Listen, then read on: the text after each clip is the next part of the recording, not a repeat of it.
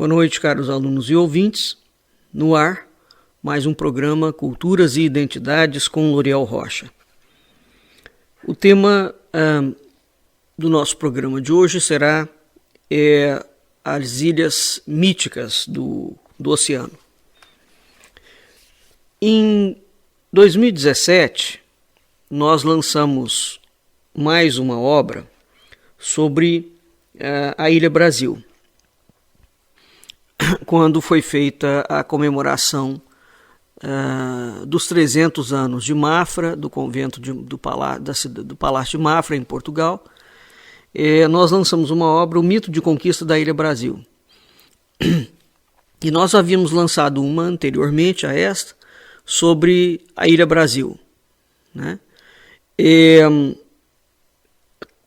lançamos também outras obras, todas referentes à Ilha Brasil.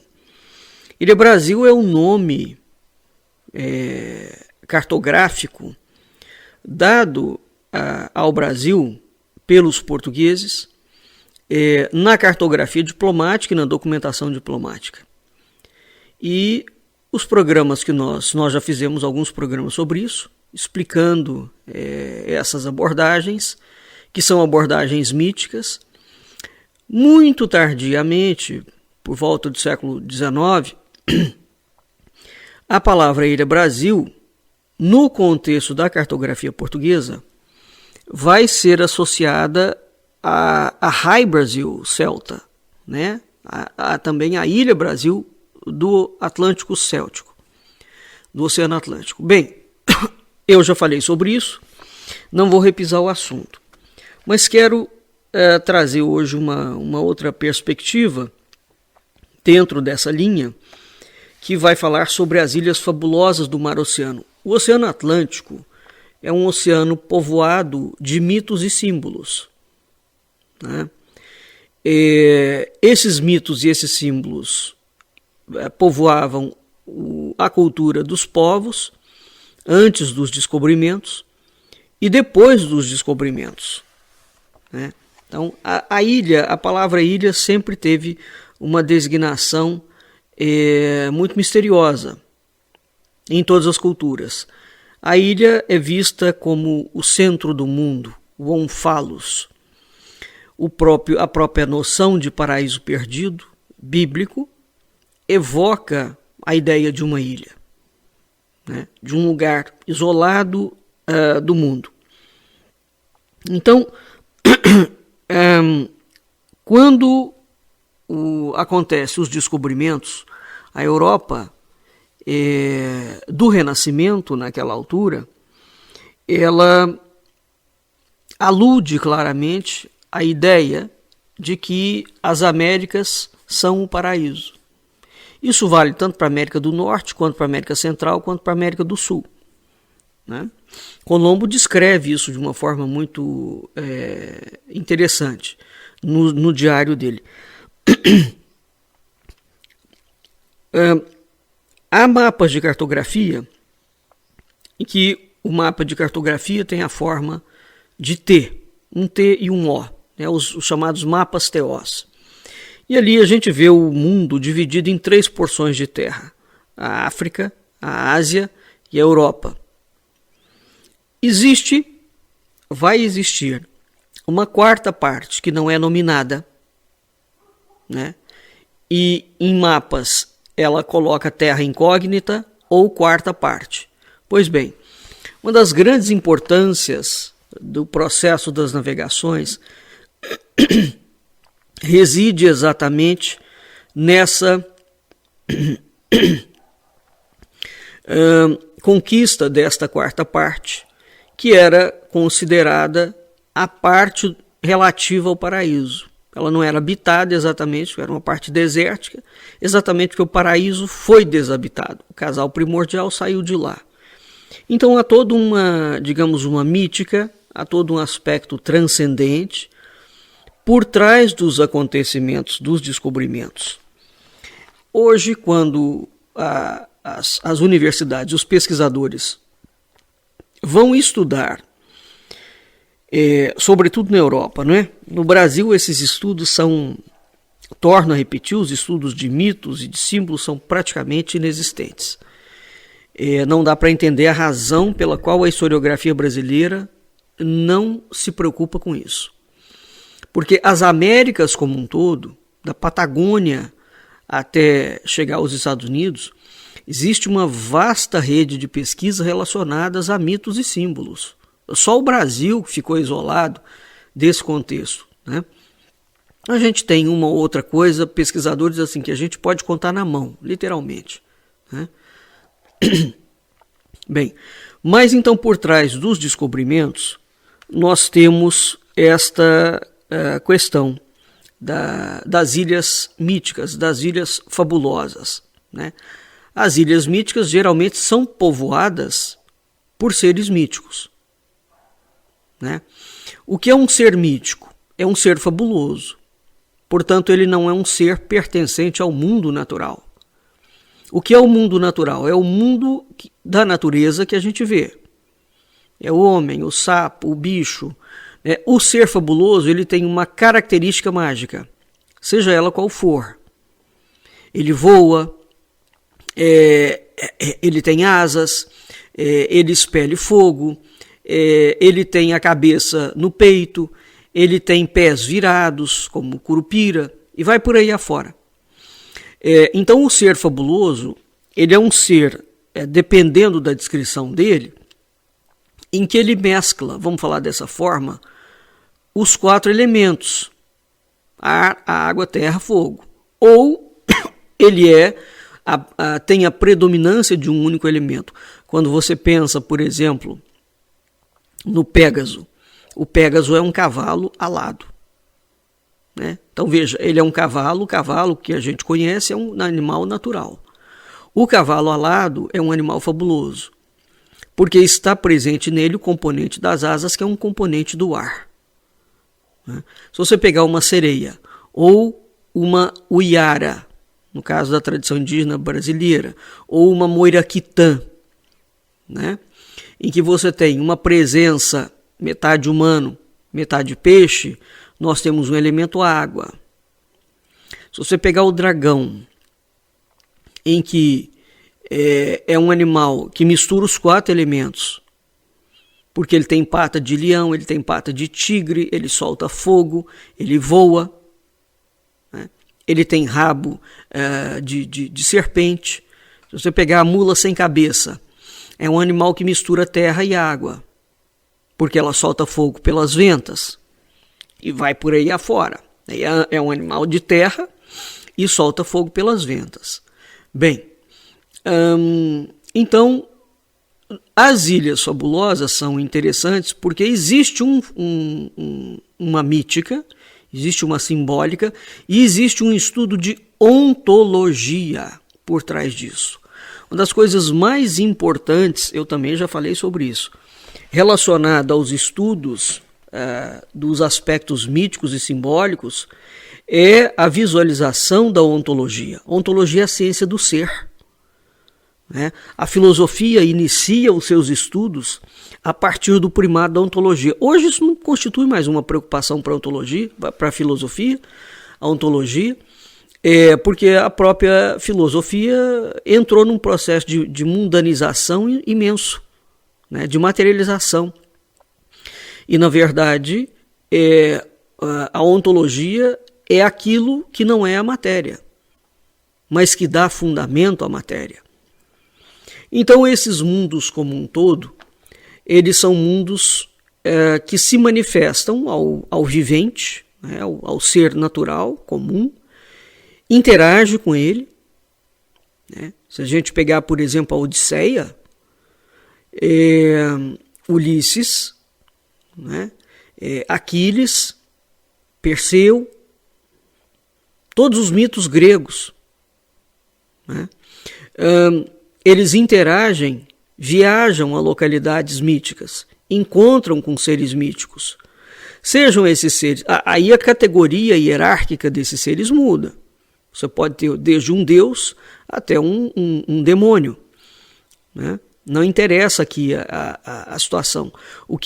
A relação que se estabelece entre o mundo natural e o mundo sobrenatural sob a minha perspectiva, é que é o relevante. Vamos jogar isso para o século XX, por exemplo. Século XX e XXI. Existe um movimento, né, internacional espalhado e falado, inclusive, com adeptos e filmes e tudo, em que há uma abordagem relativa a extraterrestres. Né? Há casos de indivíduos que foram abduzidos por extraterrestres. Nós estamos falando igualmente de uma ontologia, de uma ideia de um sobrenatural. Porque sobrenatural no sentido de que ele está além da Terra. Né? Ele não é marcadamente terráqueo. Então o terráqueo ele tem características específicas. Não existe uma única cultura no mundo que não faça referência a seres sobrenaturais. Uma única. Mesmo a cultura cristã, os anjos, os demônios, né, o próprio Deus, eles não são seres naturais. As hierarquias celestes e as hierarquias infernais, todas elas são sobrenaturais. Né? Então não existe, nunca existiu, ao longo da história dos povos, nenhum povo que tenha aberto mão da ideia do sobrenatural. Né? Essa é uma ideia muito marcante, que ficou presente depois da Revolução Industrial, em que o mundo foi sendo cada vez mais materializado, e nós fomos perdendo a ideia da transcendência. Então a ideia da transcendência pressupõe sempre que há um outro hemisfério, há uma outra dimensão, como queira, aquela dimensão é habitada por um certo tipo de ser, aquele ser aparece para o humano, entra em contato com ele, e esses contatos variam. Né? São contatos pontuais ou podem ser contatos, de certa forma, um pouco mais permanentes, vamos dizer assim. Todo o processo de mística, dos místicos que têm visão, quando você pega Bernardo de Claraval e ele tem uma visão de Maria, isso é uma visão da transcendência, é uma comunicação por pneuma, né? Porque o conhecimento ele é transmitido de duas formas. Ele é transmitido via pneumática e ele é transmitido via noética. O pneuma é sempre uma aparição sobrenatural que conversa com o ser humano. Se a gente pensar, por exemplo, voltando ao século XX, as mensagens espíritas, não é? Em que, no caso do Brasil, o Chico Xavier, o Arigó, né? O João Berbel, que está vivo em São Paulo, né? Mesmo o João de Abadiânia, depois de todo aquele escândalo, todos eles dizem que se comunicam com seres outros. Né? A própria ideia da comunicação do Ramatiz, que vai falar sobre a vida em Marte, que foi uma ideia muito repelida pela Federação Espírita Brasileira durante muito tempo, exatamente porque falava sobre a vida fora da Terra. A própria Annie Besant, o Leadbeater, Blavatsky, enfim, está povoado. A eubiose brasileira, o professor Henrique José de Souza, quando ele fala da comunicação dos mundos interiores, né? Até hoje a cultura tibetana relativa ao mundo de Agartha, a cultura indiana relativa aos Vimanas, que são grandes naves que voam, repetindo. Então todas as culturas do mundo têm uma cultura simbólica que lhe é inerente, estrutural dentro daquela cultura. Então não há como estudar uma cultura só pelo viés material. Uma cultura tem sempre de base um surgimento hierofânico, transcendente, toda ela. Né? Bem, então voltando aqui ao Atlântico, quando os portugueses se lançam aos mares, né, então entre a América e o velho mundo, o continente, né, tanto a Europa quanto a Ásia, quanto a África, nós temos o Oceano Atlântico. O Oceano Atlântico não é citado, ou é raramente citado na tradição bíblica e nos autores clássicos. No entanto, essas ilhas, ele está repleto de ilhas com contornos bizarros e nomes estranhos. Essas ilhas vão aparecer já nas primeiras cartas de navegação, nos portulanos italianos, bem antes da travessia de Colombo. Então você tem o Atlântico muito associado com ilhas conhecidas e desconhecidas e imaginárias, como a Ilha Brasil, como a Ilha Antilha, como a Ilha de São Brandão. A famosa navegação de São Brandão, por exemplo, é uma obra da Idade Média. A cultura celta, o caminho de Santiago, por exemplo, o caminho original, que ele atravessa todos os Pirineus, ele termina na Espanha, no norte da Espanha, no Atlântico Norte da Espanha, numa localidade chamada Costa da Morte, depois de Santiago. Segundo os celtas, criam que a alma, aquele era o percurso que a alma fazia.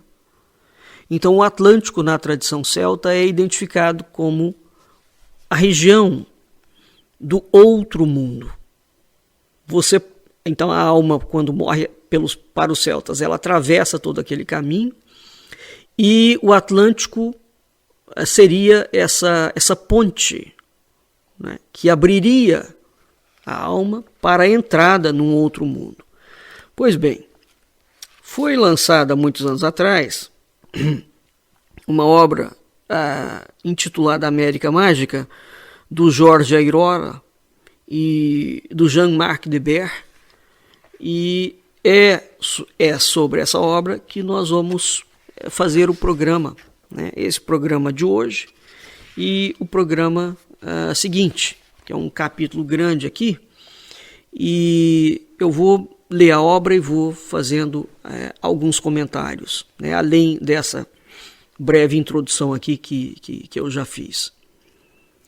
Platão, no Fédon, ele fala o seguinte: estou convencido de que a Terra é muito extensa e de que habitamos somente a porção dela que vai do rio Fazes até as colunas de Hércules. As colunas de Hércules estão ali no final da Europa, entre Portugal e África. Espalhados pelo litoral como formigas ou rãs em torno de um lago. Existem, na minha opinião, outros povos que habitam regiões que nos são desconhecidas. E Platão vai além. Nesta obra, no Timeu, ele fala claramente da existência de um grande continente no Atlântico. Um grande continente. Bem, então, abre aspas aqui. O autor coloca que a exploração científica do Atlântico começa com os portugueses no início do século XV. Mas, embora imbuídos de grande entusiasmo e de uma determinação exemplar, eles não sabiam muita coisa a respeito do mar-oceano. Os reis intam então seus técnicos a traçarem cartas de navegação mais precisas. Na falta de fontes, os cartógrafos procuram remediar os seus parcos conhecimento, reunindo elementos originários da tradição grego-romana, do imaginário medieval e dos comentários anônimos da época. Favorecidas pelas circunstâncias, as ilhas fabulosas do mar-oceano retomam vida e começam a figurar nos portulanos.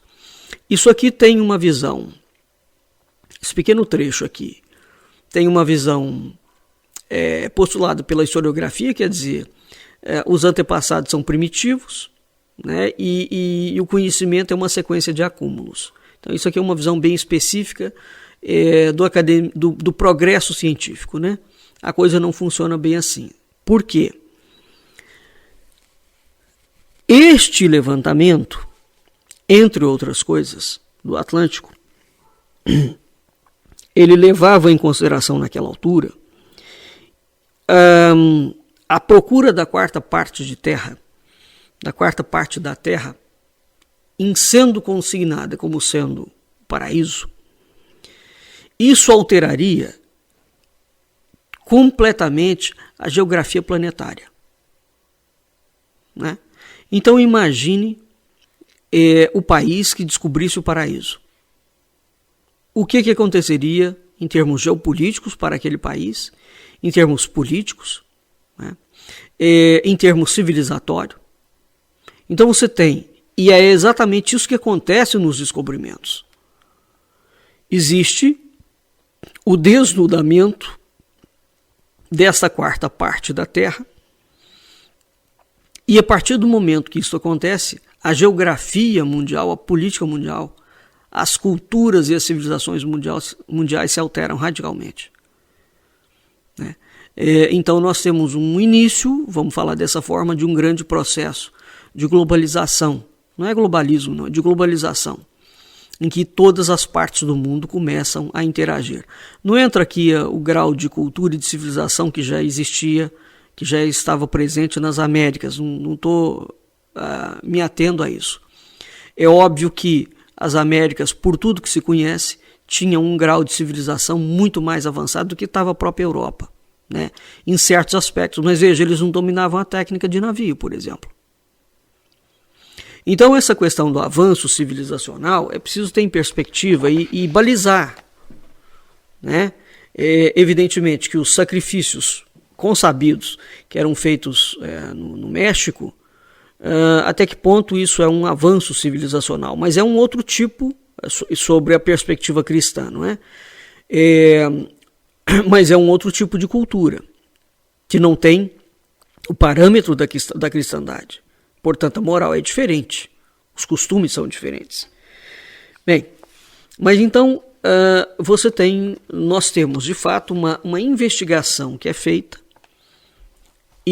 mas esta investigação ela tem um pano de fundo, né? Para o navegador, as ilhas são muito mais do que pontos de terra desenhados nos mapas.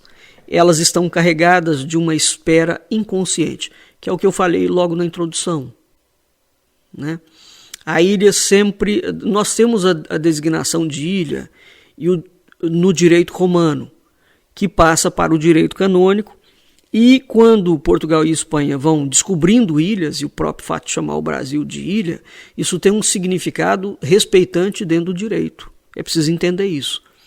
Não é porque os portugueses não sabiam diferenciar uma ilha de um continente, né? Desde que levanta a âncora para lançar-se por mares desconhecidos, ele se torna o viajante que busca ardentemente um refúgio e aspira a encontrar um agrupamento humano nas imensidões marinhas. A ilha é a materialização de sua esperança. Isso aqui é a opinião do autor, né?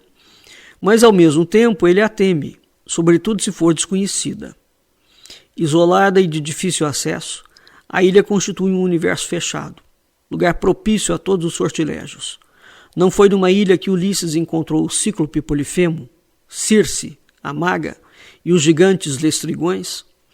Não foi em outras ilhas perdidas que Simbá o Marujo surpreendeu um outro cíclope, imensas serpentes e o enorme pássaro Roch? Simbá já é a tradição árabe, não é? Que está nas 1001 Noites de Sherazade. Mas o que se sabe exatamente do mar-oceano no início do século XV? Então é aquilo que eu falei logo no início, na introdução. Não há uma única cultura no mundo que não faça referência a ilhas e que não tenha uma relação com o transcendente. Então nós estamos por trás do assunto ilha, materialmente falando, nós temos um outro assunto muito mais sério, que é o assunto da ontologia. E essa é a razão desse programa.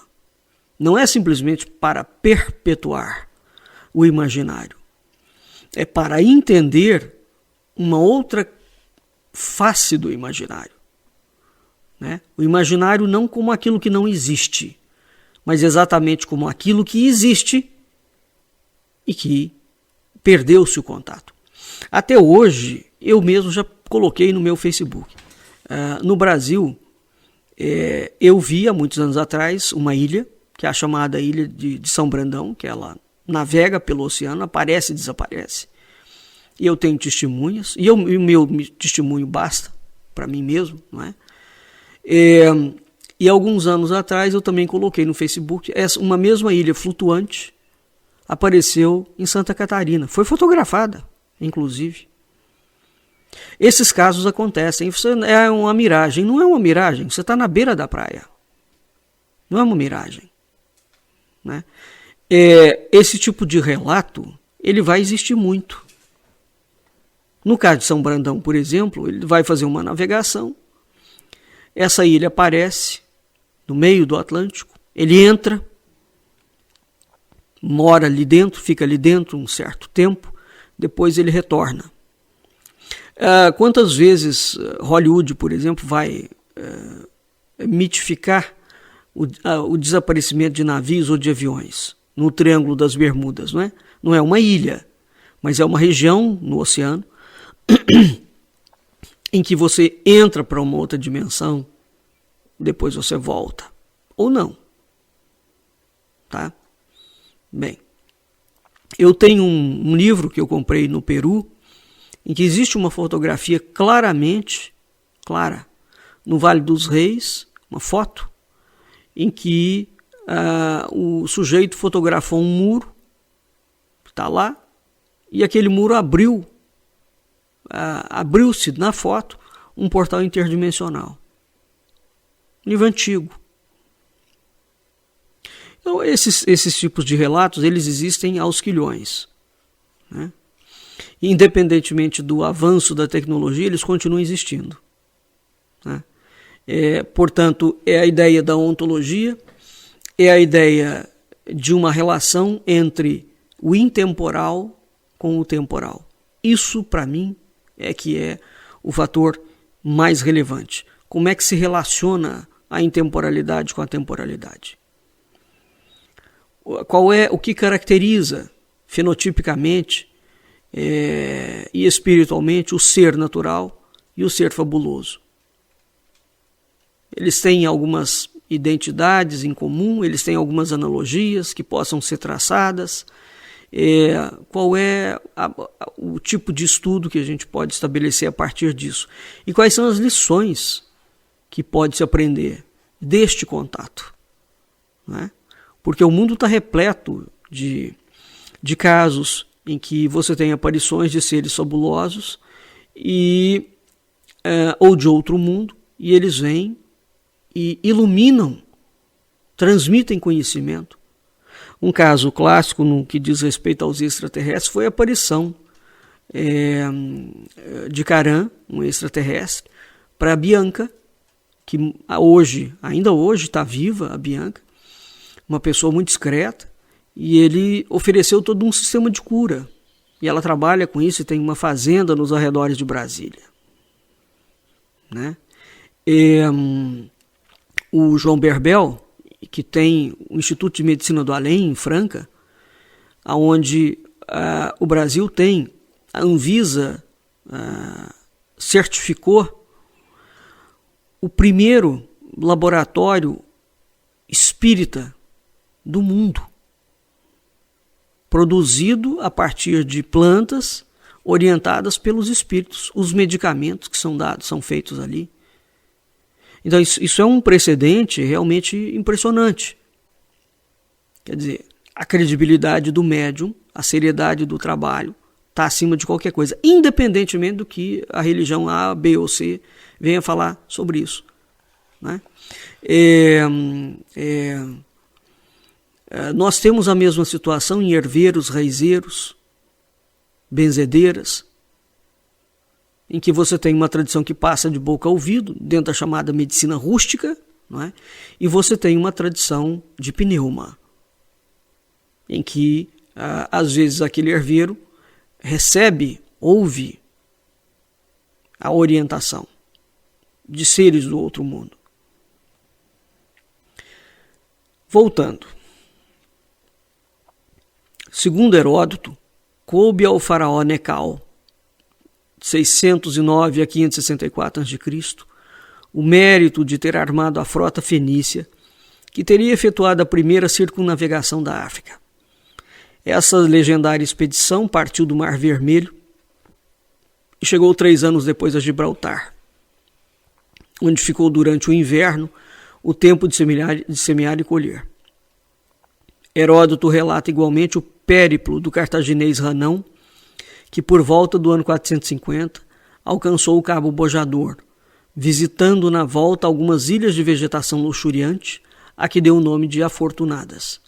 Por outro lado, existem referências a uma expedição de Píteas, um marinheiro grego de Marseille, que visitou Thule, provavelmente a Islândia e a Grã-Bretanha. Essas e outras explorações fizeram com que os antigos concluíssem pela existência de um certo número de ilhas no oceano. Em sua História Natural, que escreveu no século I de nossa era, o romano Plínio o Velho compila uma boa parte dos conhecimentos científicos de sua época. Faz, sobretudo, menção a 4 conjuntos de ilhas: Atlantis, em face do Monte Atlas, na extremidade ocidental da Mauritânia; as Górgadas, a 2 dias de navegação do continente, habitadas outrora pelas Górgones. As Górgones eram, na mitologia grega, 3 irmãs terríveis, né? Medusa é uma delas, Euríale e Estene. Então, todas elas tinham a mesma característica. Se você olhasse para o olho de uma górgona, você ficava petrificado. Tá? Então, veja, isso é uma característica de um ser fabuloso. Um ser natural. Então, um ser fabuloso, ele tem um poder, ou ele é mutante, ou ambos. Geralmente, os deuses têm poderes e são mutantes. Né? Então, uma característica muito expressa do ser fabuloso são essas duas, esses 2 aspectos, né? O poder, que lhe é próprio, e a mutação.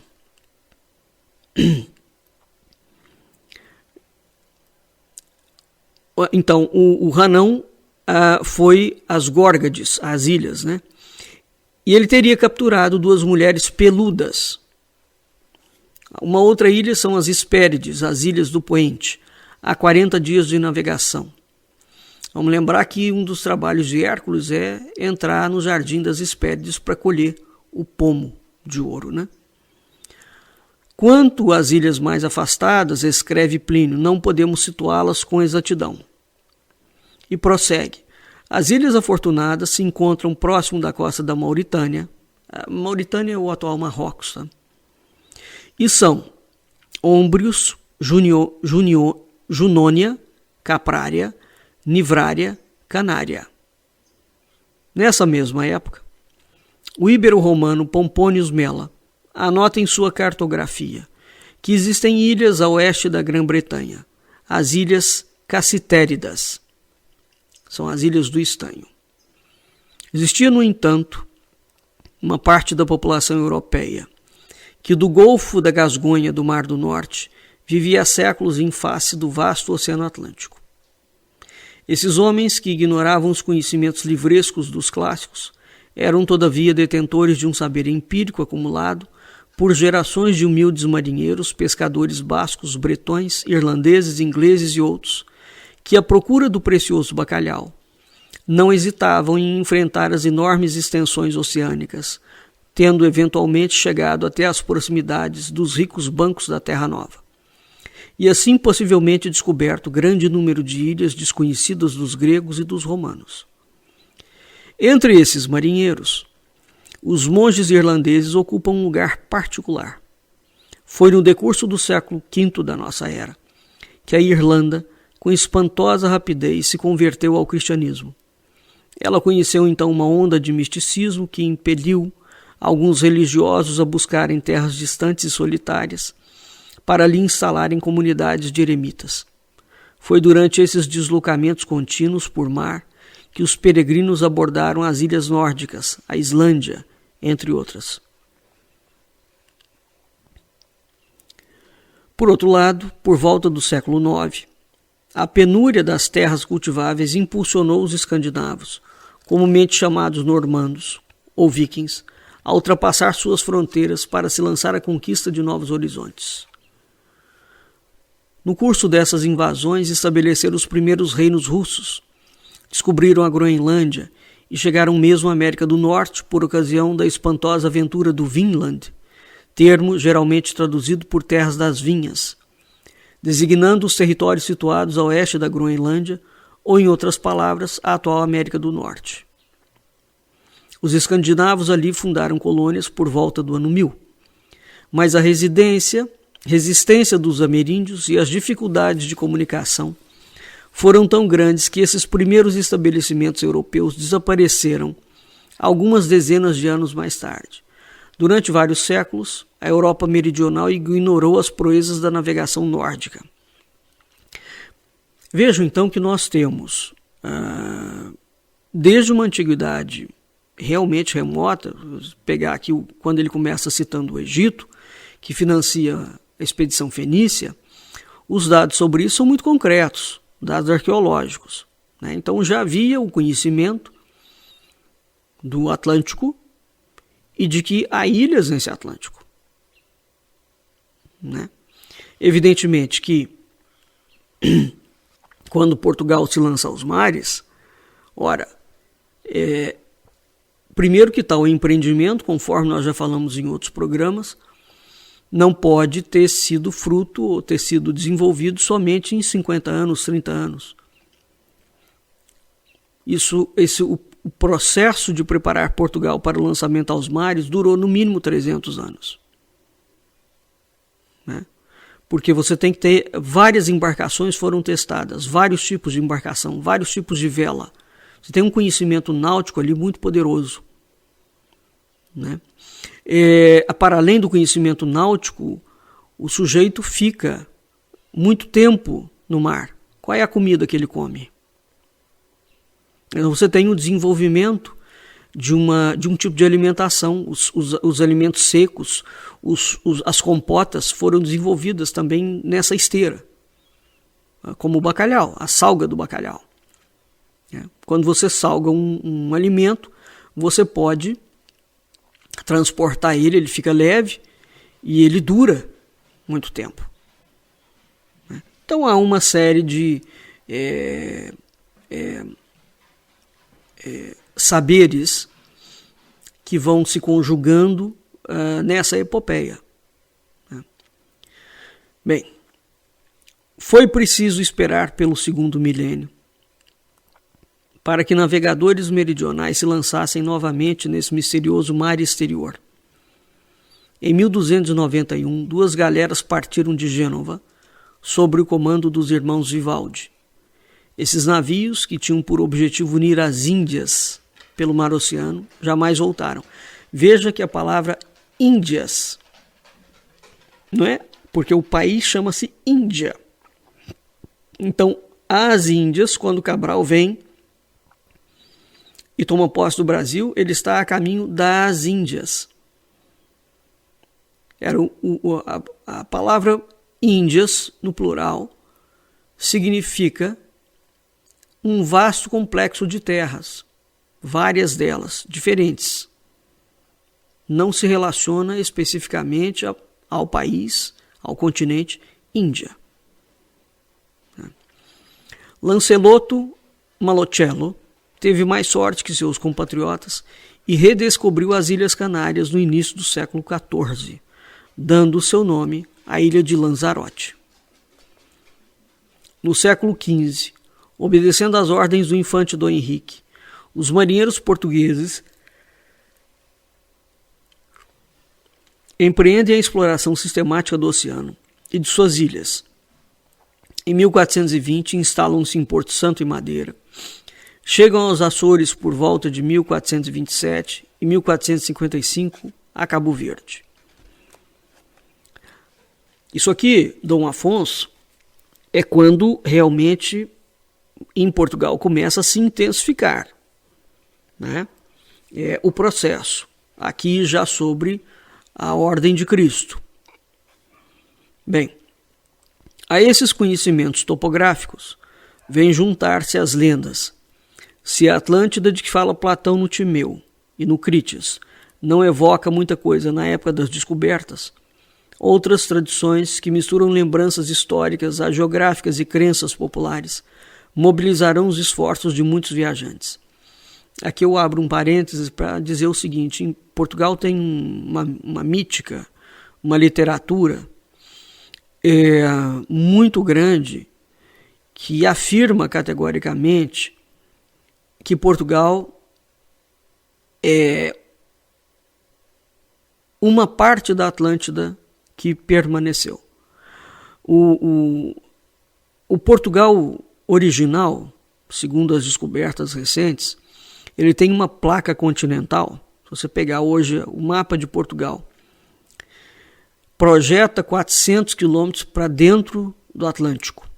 Isso é a placa do Portugal continental, tá? Que afundou. Bem, em razão desse reconhecimento e desse afundamento, Portugal conseguiu, segundo a diplomacia internacional, a requisição dessa área. Pertence a Portugal. Então, projeta o país 400 quilômetros para frente, para ter uma ideia daquilo ali. Então existe uma literatura imensa e que não pode ser desprezada porque ela faz parte de uma cultura antiga, de que os Açores, a Madeira, as Canárias são parte, ficaram, né? São parte desse grande continente que existia no meio do Atlântico, identificado como sendo a Atlântida, e que quando afunda deixa pequenas porções, amostra. Tá? No Brasil nós temos isso. Né? No Brasil não, em Portugal nós temos, portanto, esse tipo de literatura. Num dos cadernos da tradição, nós lançamos um caderno da tradição só sobre o mito da Atlântida em Portugal. Bem, então, a esses conhecimentos topográficos vêm se juntar as lendas. Se a Atlântida de que fala Platão no Timeu e no Crítias não evoca muita coisa na época das descobertas, então isso aqui que esse autor está falando não é muito verdadeiro. Tá claro? Porque o lendário respeitante a seres marinhos em Portugal é grande. Outras tradições, assim como outras tradições em Portugal também, Setúbal, a fundação de Setúbal está ligada a Tubal, a lenda dos descendentes de Noé. Né? Outras tradições que misturam lembranças históricas, geográficas e crenças populares mobilizarão os esforços de muitos viajantes.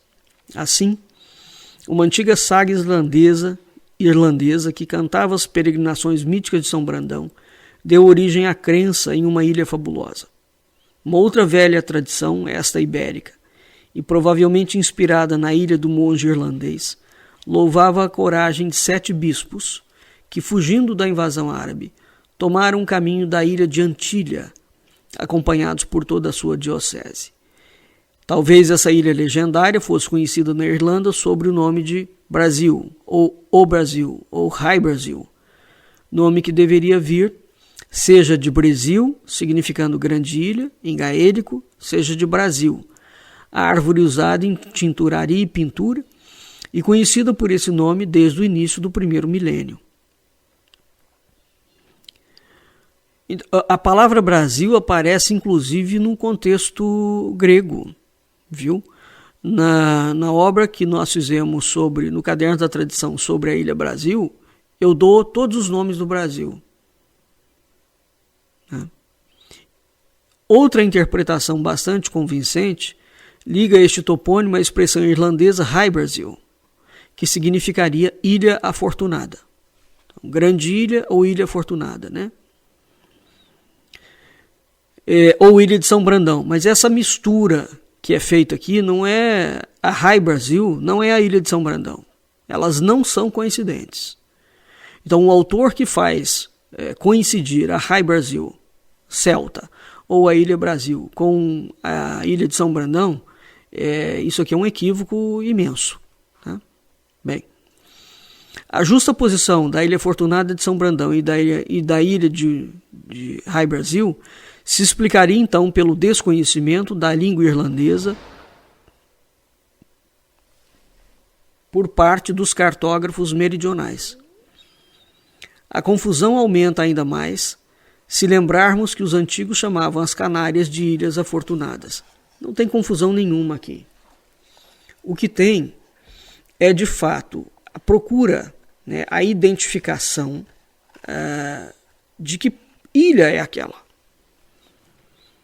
E os mapas de cartografia, hoje em dia já sabe muito bem, que os mapas de cartografia, sobretudo os portugueses, tinham deformações ou informações de localização e de forma estratégica, proposital. Mapas falsos para enganar os inimigos e burlar o esquema de espionagem. Seja como for, conforme eu demonstrei, quando nós pegamos e vamos ver o posicionamento da Ilha Brasil, por exemplo, fazendo uma compilação de todos os mapas, e eu me dei o trabalho de fazer isso, nós vamos vendo que ela surge na Irlanda, lá no alto do Atlântico, e à medida que os séculos vão passando, essa Ilha Brasil vai se deslocando em direção ao sul. Ela vem navegando, sabe? Dentro do Atlântico. Até chegar... Veja, o Brasil já estava descoberto. É isso que eu quero chamar a atenção. O último mapa que aponta a Ilha Brasil é do século XIX, que é um mapa do Almirantado Britânico. O Brasil já está descoberto, já tem 300 anos, o nome já está consolidado e continua marcando uma ilha mítica chamada Ilha Brasil, na frente do Brasil. Então, é muito interessante, quer dizer, a perpetuação do próprio mito, né? num momento em que não subsistem mais dúvidas sobre o que é um outro continente e tudo mais, né? Mas a trajetória é essa. Então, nós vamos, se a gente se der o trabalho de fazer uma sobreposição, né, das ilhas e dos nomes, nós vamos encontrar variações também em localidades. Isso é indiferente, tá? O que importa é que existe um povoamento nos relatos de espaços físicos. Você vai na ilha, ela é física, né? E ilhas que são flutuantes. Então, as ilhas míticas do Atlântico, elas existem de duas formas: as ilhas físicas e as ilhas metafísicas. Essas metafísicas, elas andam pelo oceano.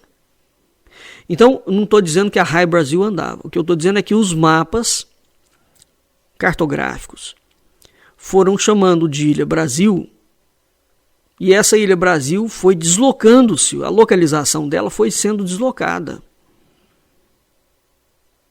do norte do Atlântico até chegar ao sul. Tá claro?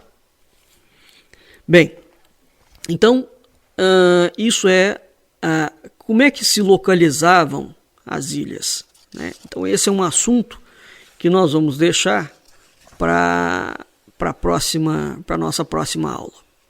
Tá bem? Nós vamos ficando por aqui e até a semana que vem.